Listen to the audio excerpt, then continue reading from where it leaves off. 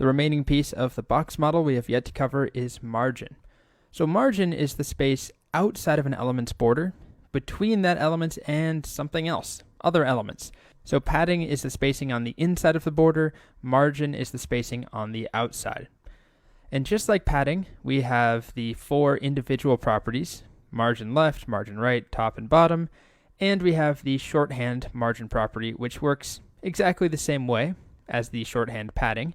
In terms of the syntax, we can provide one value to apply it to all 4 sides. We can apply 4 separate ones. It goes clockwise, so top right, bottom left. We have 2 and 3. It's just margin instead of padding. So if we take a look at some examples, I'm on MDN.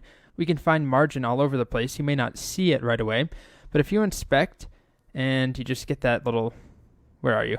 There we go. Click that, and we start to hover. Anytime you see orange, so there's a little bit right there, or how about further down, right there, that orange is margin. So it looks like this element, is it this H, what are you, an H2? It has margin on top, a significant margin, 60 pixels to add some spacing there. So that space is not on the inside of this border. I think this is a top border. Yes, it is. As you can see right there, border top. So the spacing is on the outside between that border and other elements, which what comes next, that div right there. So that's margin, just one example. In the Chrome DevTools, it shows up as orange. You can also see it here, the little box model DevTools. You can play around with it. I believe you can edit it too. If you wanted more margin on this thing, how about 200 pixels? There we go, a lot more space. So let's play around with it on our elements. Let's pick one of these, perhaps. Well, why don't we start with this H1 actually? I don't know if you can see this. Hopefully you can. I don't know why you wouldn't be able to. These elements don't have any spacing between them. They're just divs. But this H1, by default, it actually gets margin. Just like by default, an H1 has a larger font size and it's bolded, it also has margin. So I can remove that. If I just set margin bottom to be 0, if I only want to remove that bottom margin, margin bottom 0, and refresh, and now there's no spacing there. Now we also have margin over here and up top, so I could use the shorthand property of just margin 0. Now we set all 4 sides to 0. Now that still has some space. Where's that space coming from? Well, this is actually something we just haven't gotten to yet, but by default, your body element has some spacing. It has some margin associated with it. It looks like it is 8 pixels by default, but I can set that to be 0. And that's what a lot of people do when they begin a new web page, is set margin to be 0, so that we don't get that extra space and our content goes all the way across. There we go. Now you may not want that all the time. Sometimes you want a margin on your body, but a lot of the time it's useful to get rid of it first, and then you can add in your margin when needed. Otherwise you have that mystery space. Okay, so I got rid of all margin here. Let's now add margin onto this element, which is our, the ID of 1. So I'm going to start with maybe margin left, just as a demo. How about 50 pixels? And it moves over 50 pixels. It has that margin of 50 pixels. Okay, now we also have top, left, right, and bottom. Let's just pick one of them. Margin, how about top? Will be, actually, how about bottom?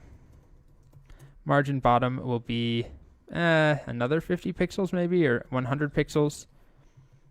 And we get all of that space right there. Okay. Then we also have the shorthand version, which we can use to add margin on all sides at once in a single property. So let's pick maybe our second element here and just set margin to be, how about 200 pixels? Very obvious.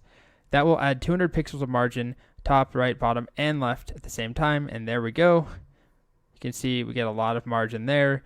I think that's honestly all I need to show you for now. There is more to be discussed, specifically around, I'll just show you an example. If I have, within this H1, I have a span.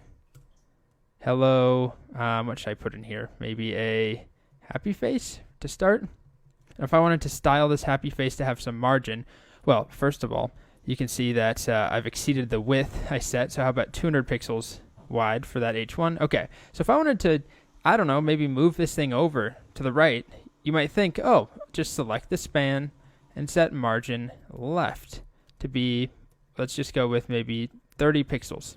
And that should do it, right? And it does do it. But then what if I wanted to move it down? So I'll set margin top to be 30 pixels. Nothing happens. Why is it not moving up or down?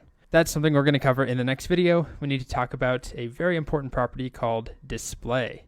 So margin, just to wrap this up, is the space between the outside of an element and other elements. Between the border, even if that border is not visible, there's always a border sort of present in the model. So margin is that space between elements. Padding is between the border on the inside of an element and its content area, and then width and height will control that content area unless we play around with that property that we saw earlier, which is box sizing. We can set it to be border box, and then width and height will actually govern the entire total width and height, and border and padding will be subtracted from that. But with what we've been doing so far, and by default, width and height control this grayed out area. Okay.